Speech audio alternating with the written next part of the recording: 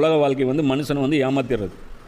இதை வந்து நாத்திகர்கள் கூட கேட்பாங்க. என்னன்னு சொல்லுவாங்க, நீங்கள் கடவுள்னு நம்புகிற என்ன, அப்போ ஏன் நீ கஷ்டப்படுற? கடவுள் சர்வ வல்லமை படைத்தவன்கிற, அப்போ கடவுளை நீ நம்புறவனுக்கு கடவுள் வந்து உதவி செய்யணுமா இல்லையா? அப்போ ஏன் நீ கஷ்டப்படுற? அப்போது நான் நம்பாமல் இருக்கேன், நான் கஷ்டப்படணுமா இல்லையா? நான் நல்லா இருக்கேன்ல, அப்போ கடவுள் இருக்கிறான்னு எப்படி புரிஞ்சிக்கிறது?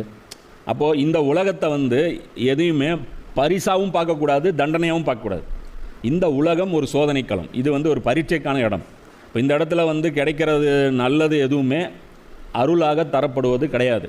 இந்த இடத்துல கிடைக்கக்கூடிய தீயது எதுவுமே தண்டனையாக தரப்படுவதும் கிடையாது. அப்போ இந்த ஃபிலாசபி வந்து நமக்கு முதல்ல கிளியர் ஆகணும். அப்போ தான் என்ன நினைப்பான் அப்படின்னா, மனுஷன் வந்து இந்த உலகத்தில் ஏமாற மாட்டான், தப்பாக எஸ்டிமேட் போட்டு மீண்டும் மீண்டும் செஞ்ச தவறையே திருப்பி செஞ்சிட்டு இருக்க மாட்டான். அப்போது நமக்கு எது கிளியராக இருக்கணும்? இந்த உலகத்தில் எதுவும் பரிசு கிடையாது.